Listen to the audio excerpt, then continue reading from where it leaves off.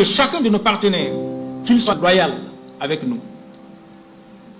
Nous souhaitons donc une coopération sincère et franche. Nous pensons peut-être à tort que certains partenaires n'ont pas toujours été loyaux. Comment comprendre que le terrorisme gangrène notre pays depuis 2015 dans l'indifférence, si ce n'est avec la complicité de certains de nos prétendus partenaires? Où trouvent-ils les armes, les munitions, le carburant, l'argent qu'ils ont à profusion? Comment des pays qui ont le contrôle de l'espace, avec des moyens modernes de détection, ne peuvent-ils pas, s'ils sont nos vrais amis, nous donner les renseignements nécessaires sur les agissements et les mouvements de ces terroristes?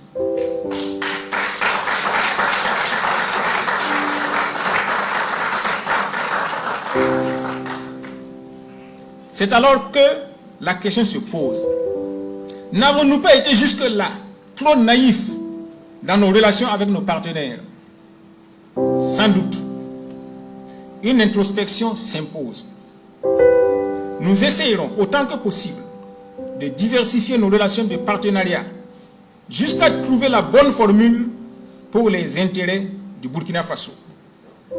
Mais il ne sera pas question de nous laisser dominer par un partenaire, qui qu'il soit.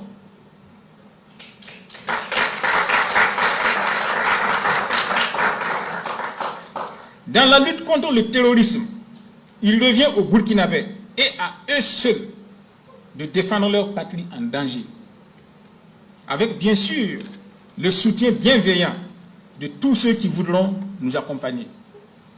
C'est pourquoi il a été lancé le recrutement de 50 000 volontaires pour la défense de la patrie. La réorganisation de l'armée est en cours. Elle sera opérée en profondeur. Et des audits ont déjà été ordonnés et seront menés sur la gestion de l'armée au cours de ces dernières années. Des acquisitions de moyens de combat terrestres et aériens ont déjà eu lieu et d'autres sont en cours. C'est le lieu de dire merci à des partenaires voisins qui ont facilité ces acquisitions et qui continuent de nous soutenir. La coopération avec les pays limitrophes va se renforcer et la lutte contre le terrorisme sera au cœur de cette coopération. D'autres mesures complémentaires et d'accompagnement suivront.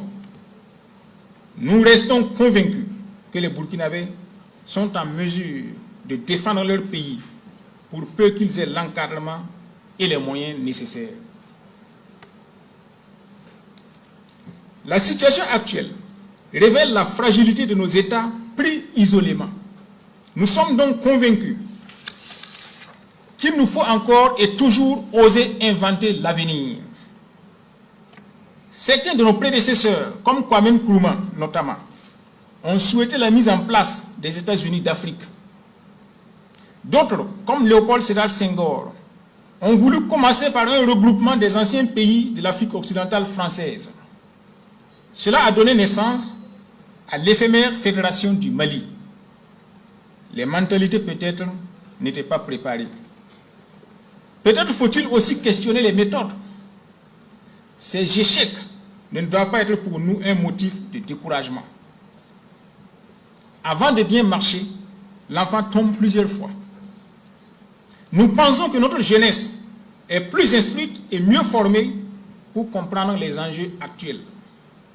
Nous esquisserons donc, à l'endroit de nos voisins immédiats, des rapprochements en vue de jeter les bases de l'avènement d'un État fédéral en Afrique de l'Ouest, incluant le Burkina Faso.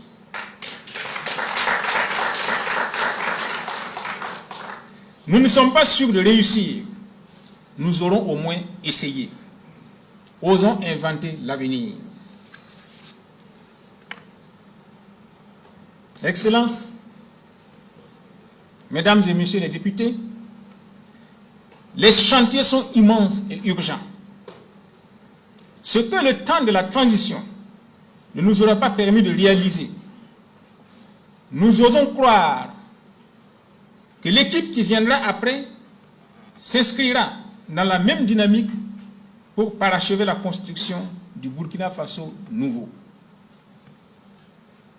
mettre fin au terrorisme au Burkina Faso, recouvrer l'intégrité territoriale du Burkina Faso, améliorer la qualité de vie des Burkinabés, refonder la société burkinabé, redonner la fierté et la dignité aux Burkinabés est un combat pour lequel le président Ibrahim Traoré, en tout premier lieu, et moi-même sommes engagés pour la victoire ou la mort.